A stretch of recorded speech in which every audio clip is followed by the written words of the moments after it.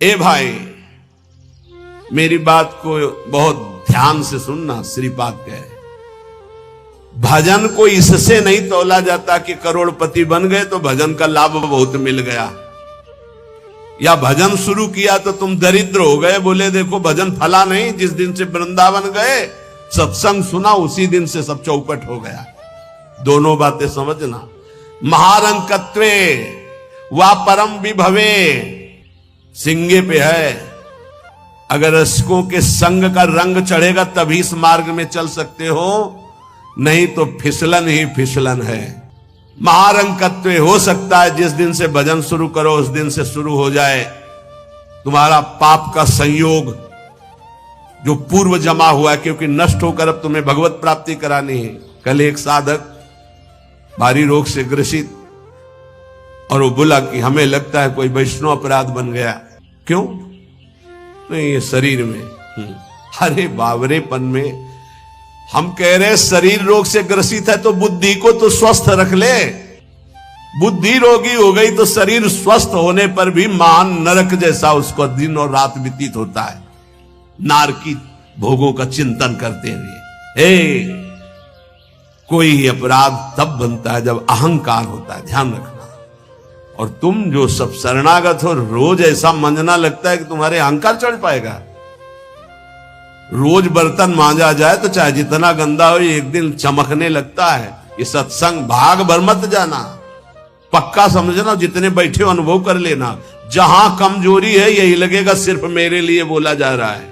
और सत्य मानना, ये सत्संग है, ये सार्वजनिक भगवदानंद के लिए किसी व्यक्ति का लक्ष्य करके नहीं, सार्वजनिक सार्वभौम सत्संग होता है। शरीर का रोगों से ग्रसित हो जाना या कोई विपत्ति आ जाना ये हमारे पूर्व अपराध का है, पूर्व पाप का है। वर्तमान में यदि वैष्णव अपराध होगा तो शारीरिक दंड नहीं मानसिक दंड होगा। क्या? आपका भजन रोक दिया जाएगा। तत्कालिक आप बहुत शुद्ध वैष्णव पवित्र हृदय के हैं, अगर कोई त्रुटि हो गई तो तत्कालिक दंड मिलता है। खोपड़ी दीवार में लग गई, चबेटा लग गया, दांत से जबान कट गई, अचानक कोई ऐसी घटना घट गई, थोड़ी मोड़ी चोट, ऐसा असाध्य रोगों का सृजन पूर्व शरीर रचने के पहले ही होता है, जो पूर्व पाप से है। आज हम भजन कर रहे हैं लेकिन पूर्व पाप रचित इसमें जो सृजन किया गया रोग वो पहले का है, आज से थोड़ी उत्पन्न हुआ है। तो साधक को बहुत विवेकवान रहना चाहिए, नहीं तो अब हमारा शरीर अस्वस्थ और बुद्धि अस्वस्थ, यही मूर्खता नहीं। शरीर स्वस्थ और बुद्धि स्वस्थ है तो हम परमानंद में मगन ठिंगे पे रखा है। हमारी बात को समझना। हमारी बुद्धि भगवदाकार है तो पूरे शरीर में कीड़ा पड़े हो, गलता लगाओ तो कुछ फर्क नहीं है। और बुद्धि विषयाकार है तो चाहे एसी में बैठे हो जलोगे, देखा है। इन समस्याओं का समाधान करने के लिए ही अध्यात्म है, रुपया नहीं है, पद नहीं है। समस्त समस्याओं का समाधान अध्यात्म से होता है, विवेक से होता है। ध्यान दीजिए, परमार्थ पे चल रहे तो महारंकत्वे वा परम विभवे, हमारे कदम नहीं रुकेंगे चाहे हमें ऐसी परिस्थिति दे दी जाए कि भोजन के लिए भी तरसने लगे, और चाहे परम विभवे। ऐसा होता है, ये ना सोचे दोनों बातें होती हैं। एक है चक्रवर्ती सम्राट अम्बरीश जी महाभागवत, और दूसरे चीदर चिदरानी जी महाभागवत, जिनके यहां अतिथि पीपाजी सीता सहचरी आते वो अंदर जाकर अपनी पत्नी से कहते कि आज तो बहुत बड़ा अनर्थ हो जाएगा। उनका क्यों भगवान? बोले बहुत बड़े संत अतिथि आए और आज हमारे पास कुछ नहीं है। जरा विचार करना, उनके घर में दरवाजे और खिड़की भी नहीं रह गई थी। क्यों? संत आते तो खिड़की बेच आए, 4 मुट्ठी चावल उबाल कर उनको पवा दिए, दरवाजा बेचे। मिट्टी का पात्र था जिसमें रसोई अमनिया करते थे, कुछ नहीं रह गया था जो बेचा जा सके। एक वस्त्र शरीर में था चिदरानी जी के। उन्होंने कहा भगवान अतिथि भूखा नहीं जाएगा। पढ़ के देख लो, भक्तमाल जी में श्री नाभा जी ने चरित्र लिखा, जो दिव्य दृष्टि संपन्न महापुरुष। कहा कैसे? बोले वस्त्र है ना, कुछ ना कुछ तो बिक ही जाएगा, तो अतिथि को कुछ ना कुछ 4 मुट्ठी चना ही मिल जाएगा। अतिथि तो भूखा नहीं जाएगा, संत तो भूखे नहीं जाएंगे। और महाभागवत जिनके दर्शन करने द्वारिकाधीश के दिव्य दर्शन करके सीता सहचरी और पीपा जी आ रहे हैं, उनके दर्शन करने। स्थिति क्या है? खाने पीने की तो बात जाने दो, पहनने के लिए भी सीधे वस्त्र नहीं, एक ही वस्त्र था चिदरानी जी के, उतार के दे दिया। बेचा जाके जो कुछ बिका, जो कुछ भी रूखा सूखा पत्तल में लगाया और बाहर पीपा जी सीता सहचरी के साथ पाओ भगवान। वो समझ गई, स्थित महारानी थी, बहुत प्रवीण, समझ गई कि भोजन देख के समझ गई कि स्थिति क्या, घर देख के उनकी वेशभूषा। तो उन्होंने कहा कि भक्तानी जी को भी बुलाओ, चारों बैठ कर पाते जो भी है। वहां नहीं आप पाइए, वो तो रसोई में है। उनका फिर क्या होता, मैं रसोई से लिवा लाती हूं। अब उनको अगर पीपा जी कहते तो शायद श्रीधर जी कहते कि आप रुक जाओ, लेकिन सीता सहचरी जी तो सीधे रसोई में गई तो दिगंबर बैठी थी। समझ गए, देखते अंदर घर का हाल देखकर उनको आंसू आ गए, क्योंकि महारानी रह चुकी है, वो स्वयं तो परम वैराग्य से रहती थी, टाट लगा के। महारानी होते हुए भी टाट लगा करके भगवान की भक्ति में। सीता सहचरी जी बहुत ही ज्ञान संपन्न देवी, देखते ही उनको समझ में आ गया कि वो अकिंचनता की हद है इनके घर में, खाने के लिए दाना नहीं, कहीं कुछ नहीं। और तो उन्होंने कहा, देवी तुम निर्वस्त्र कैसे बैठी हो? तब उन्होंने कहा, अरे हमने सुना था आप द्वारिकाधीश के दर्शन करके आ रही, तो जब मिलेंगी तो रूप माधुरी का वर्णन करेंगी प्रभु की। क्या इस नासवान शरीर की चर्चा चला दी? जब पैदा हुआ था तो आभूषण और वस्त्र पहन के थोड़ी हुआ था, दिगंबरे हुआ था, और जब जाएगा तो जला दिया जाएगा। बीच में अगर दिगंबर है तो क्या फर्क पड़ता है? बाहर आए और पीपा जी से कहा, इनकी निष्ठा के आगे हम लोग कुछ नहीं। उनको था कि राज सुखों का त्याग करके कष्ट पूर्वक भगवान का भजन करते हैं, ये अद्वितीय रहनी है। पर उन्होंने कहा, जो चीदर चिदरानी जी की रहनी, उसके सामने हम कुछ नहीं है। पूरी स्थिति बताई तो पीपा जी कांप गए। ऐसी स्थिति देखो, महारंकत्वे अम्बरीश जी चक्रवर्ती सम्राट परम विभवे, ये भक्तों में दोनों स्थितियां पाई जाती। इन स्थितियों से भक्ति का कोई संबंध नहीं, ये पूर्ण पुण्य का संयोग बनता है तो मान वैभव संपन्न है। एक अकिंचन भाव से रह रहा है, नहीं है उसके पास, तो ये भक्ति से तुलना नहीं की जा सकती। इसकी भक्ति कमजोर है, इसके पास वैभव नहीं, उसकी भक्ति बहुत जोर है क्योंकि उसके पास वैभव नहीं। महारंकत्वे वा परम विभवे, भक्ति से इसकी तुलना ना की जाए कि उनकी भक्ति जोर की है, खूब सुख संपन्न है, और उनकी भक्ति रंग नहीं ला रहे। देखो खाने पीने की भी व्यवस्था नहीं, भक्ति का रंग अलग होता है। देखो चीदर चिदरानी जी और देखो अम्बरीश जी, दोनों महाभागवत, एक चक्रवर्ती सम्राट और एक खाने को भी नहीं, दोनों महाभागवत। ऐसे ही आप जब भक्ति के मार्ग में उतरे तो महारंकत्वे हो सकता है, ऐसी परिस्थिति आ सकती है, हिम्मत मत हारिए। ये जरूर ध्यान रखिए कि अखिल विश्व ब्रह्मांड की रचना एक पलक झपकते जिस मालिक ने की उसका मैं दास हूं। इसी ठसक में नरसिंह मेहता जी का भात द्वारिकाधीश ने स्वयं भरा, और सब जानते हैं सोने चांदी की वर्षा करवा दी। उनके लिए कोई दुर्लभ बात है क्या? वाह बहुतरे सुखे वा दुखे, भक्ति मार्ग में चल रहे तो हो सकता है सुख विधान चालू हो जाए, हो सकता है दुख विधान चालू हो जाए। ये बीमारी, ये परेशानी, बहुत इसमें हिम्मती चाहिए और सत्संगी चाहिए, तभी आप निकल पाओगे, नहीं तो फिसल जाओगे पक्का। ये मार्ग परम पद का है, 84 लाख योनियों से मुक्त होना खिलवाड़ नहीं है। इस जेल से भागने के लिए कोई भी दरवाजा नहीं, एकमात्र मनुष्य देह, और मनुष्य देह सत्संग के द्वारा इससे निकल सकते हो, अन्यथा कोई उपाय नहीं। साधन को हरि भजन है, कै सत्संग सहाय। सुखेवा दुखेवा, बहुत हिम्मत, भारी से भारी सुख का विधान मिल सकता है। नाम मत छोड़ना, भजन मत छोड़ना कि हमारी पूर्ति हो गई, जो चाह मिल गया, फिर भी फंस जाओगे। और दुखेवा, अरे जब से भजन शुरू किया बड़ा दुख आना शुरू हो गया। नहीं, ये मार्ग की सुख दुख वृत्तियां, इनमें अपने परमार्थ को मत रोक देना, आगे बढ़ो। एक आगे ऐसा स्थान है जो सुख दुख दोनों से परे महान परमानंद स्वरूप है। ये छोटी छोटी वाटिकाएं हैं, कहीं सुख की कहीं दुख की, भ्रमित मत होना। यशसी बहुले था अपयशसी, हो सकता है तुम्हारा भजन ठीक चल रहा है, यश शुरू हो गया, और या हो सकता है अपयश शुरू हो गया, दोनों बातें, निंदा होने लगी। तो यश होने लगे तो उसमें खुशी नहीं मनानी, और अपयश होने लगे तो दुखी नहीं होना। वैसे अच्छी बात यह है कि अपयश होने लगे तब खुशी होना चाहिए। बड़ी कृपा हरि की, अब कोई प्रणाम करने नहीं आएगा। राधे श्याम जी धर्म मनावे चले जाओ, कोई नहीं देखेगा। जब कबीरदास जी ने देखा कि बहुत यश हो रहा है, तो संतों की युक्तियां होती हैं। काशी की एक वैश्या के पास गए, वैश्या ने देखा कबीरदास जी आए, खड़े हो गए, प्रणाम किया। महाराज पहली प्रार्थना कि आप जल्दी यहां से निकल जाओ। उनका क्यों? अरे बोले इस गली में खड़े होने का मतलब है कि निंदा होना। आप महान संत हैं, आप यहां खड़े भी होंगे तो आपकी निंदा। हम बोले वही करवाने के लिए आए, हम निंदा करवाने के लिए आए, आप हमारा साथ देंगी? उनका भगवान आप आज्ञा करें, भला मैं नीच आपकी क्या सेवा कर सकती हूं? बोले गले में हाथ डाल के पूरी काशी में घूमना है। बोले महाराज कोई पानी नहीं पूछेगा आपको। बोले यही चाहते हैं। बोले भी जैसी आपकी इच्छा। गंगा जल भरा, थोड़ा रंग वंग डाल के, एक हाथ में गंगा जल की बोतल, दूसरे हाथ में वैश्या।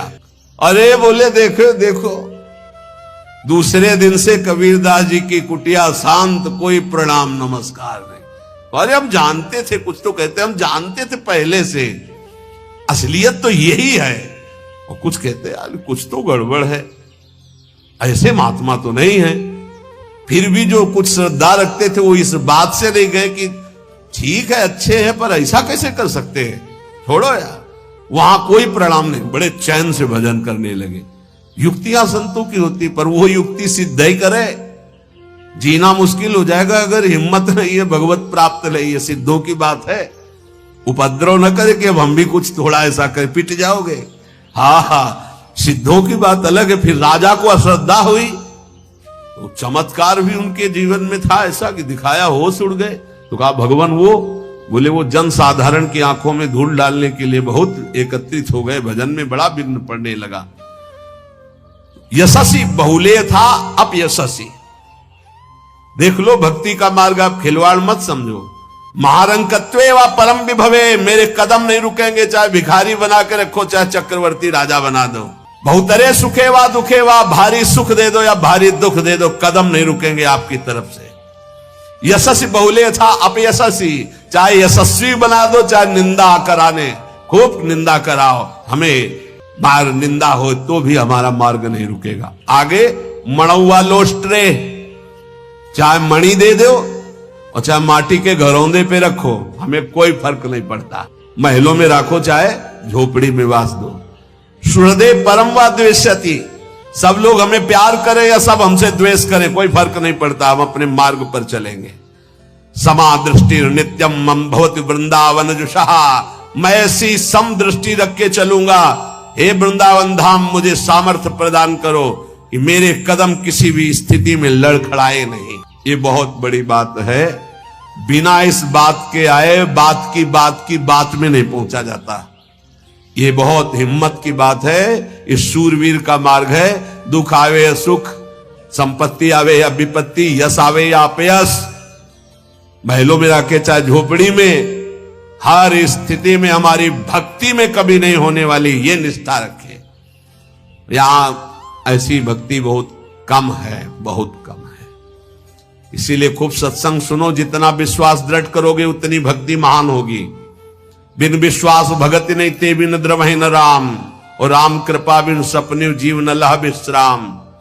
हित ध्रुव जो विश्वास है तब ही सुधरे बात, ना तरु माया पंथ में फिरे जो टक्कर खात। और ये स्थिति समत्व की तभी आती जब इष्ट में ममत्व हो जाता है कि अब आपको नहीं छोड़ सकते, चाहे जो कुछ हो जाए प्रभु, चाहे जैसी परिस्थिति हो। संतों की वाणी, इष्ट में अपने सुदृढ़ अनन्यता हो जाना। परम संत श्री रसिक सरस माधुरी जी कह रहे, राधा वल्लभ का ही नाम हमारी जिह्वा में और राधा वल्लभ का ध्यान हमारे हृदय में, क्योंकि इष्ट हमारे राधा वल्लभ। राधा वल्लभ का हृदय में ध्यान और मुख में नाम, ये आचार्य चरण भी आदेश करते हैं। सबसो हित निष्काम मति श्री वृंदावन विश्राम, श्री राधा वल्लभ लाल को हृदय ध्यान मुख नाम। जो आचार्य का है इष्ट उसके अधीन होते हैं, तो हर समय हमारे मुख से राधा वल्लभ राधा वल्लभ राधा वल्लभ। अब सेवक जी महाराज ने हा हरि रा राधा बा वृंदावन सा सहचरी, हरिवंश नाम में चारों की उपस्थिति पाई, इसलिए वे आदेश करते हरिवंश नाम विसरे न चिन्ह, श्री हरिवंश सहाय बल, हरिवंश भरोसे भय निडर, नित गर्जत हरिवंश बल।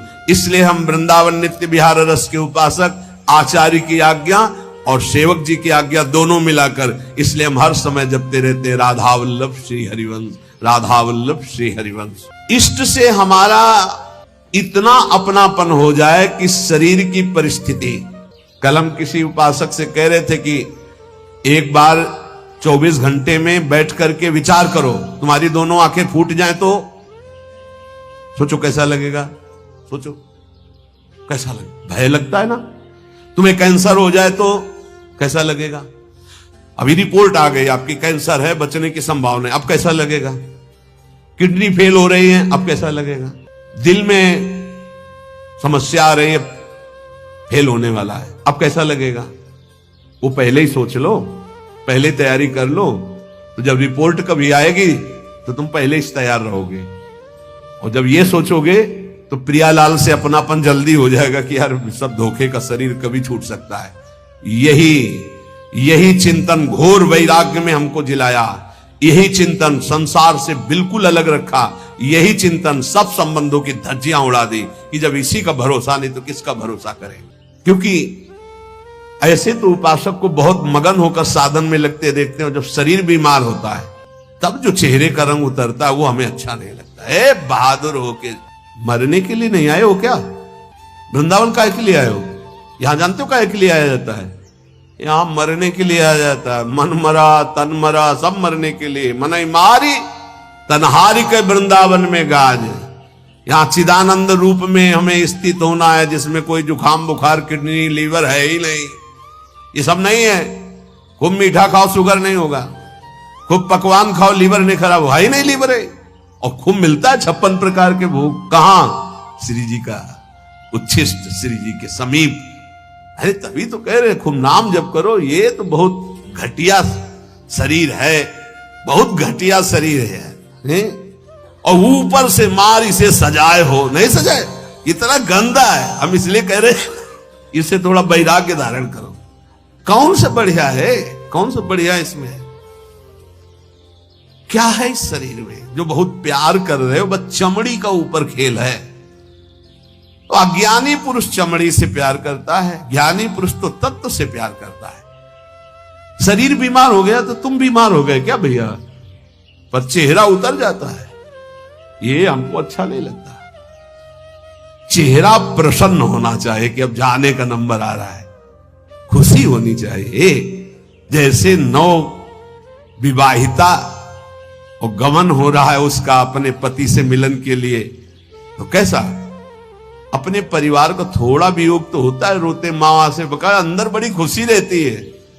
हाँ, यद्यप हम सबको बहुत प्यार करते हैं, रोएंगे नहीं, हमारा भाव खराब हो जाएगा। हमारा रोना श्री जी के लिए होगा।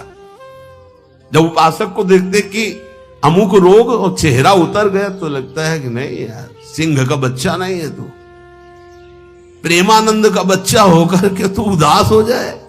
नहीं यार, फांसी का भी अवसर आने पर हमारे देशवासियों ने जय हिंद बोलकर फांसी चढ़ाई यार, देशभक्ति में। फिर तुम श्यामा श्याम के भक्त हो, शरीर रोगी हो गया तो मुस्कुराओ, उछलो उछलो, नाचो बाके कि जाना है श्री जी के पास यार। अब तो हमें लगता है सर्टिफिकेट बढ़िया बन, बोले कैंसर ठीक हो गया तो उदास हो जाओ, पास रोक दिया गया क्या कुछ दिनों के लिए?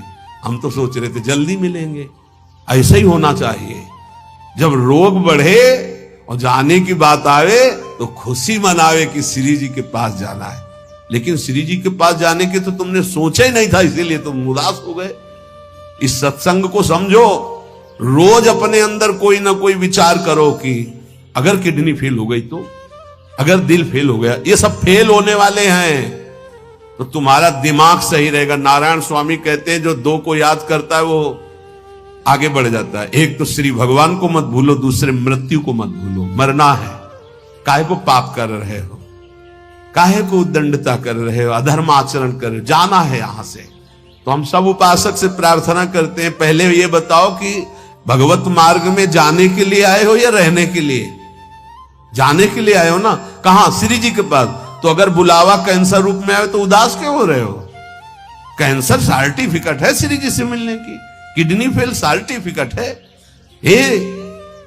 ऐसा नहीं, सिंह के कभी सिंहार नहीं पैदा होते।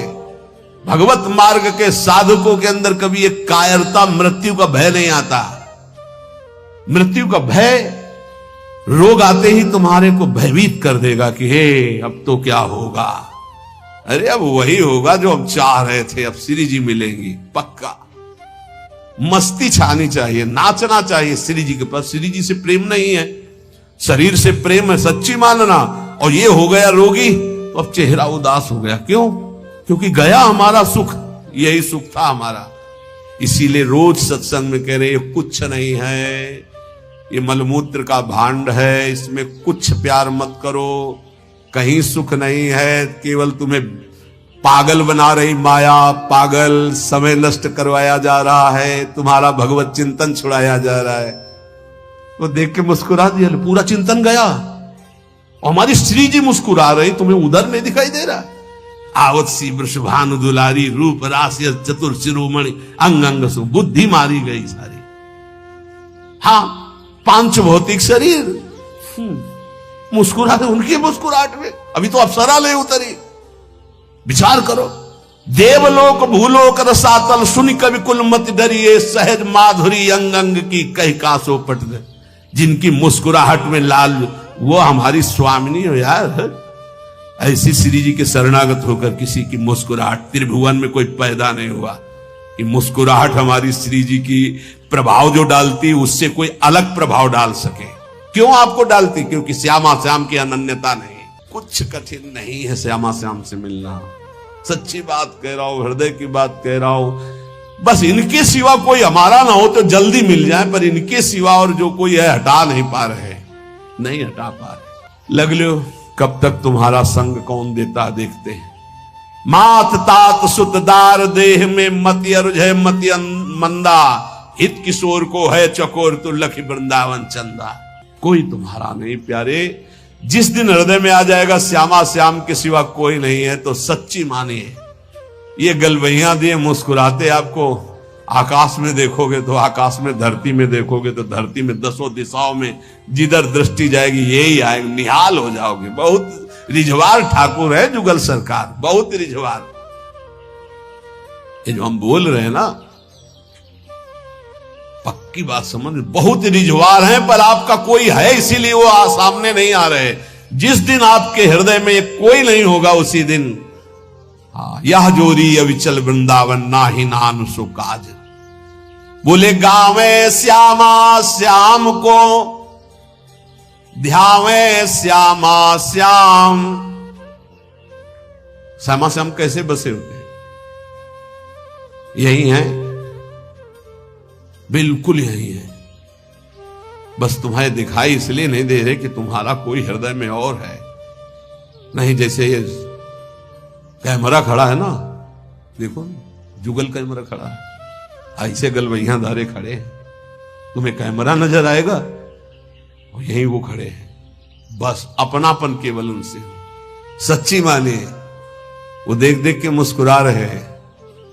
बस ये जरूर है कि तुम्हारे ऊपर कृपा दृष्टि हो चुकी है, और तुम अपनी कृपा कर लो। इनके सिवा किसी को अपना मत मानो, बहुत जल्दी दर्शन हो जाएंगे, बहुत जल्दी।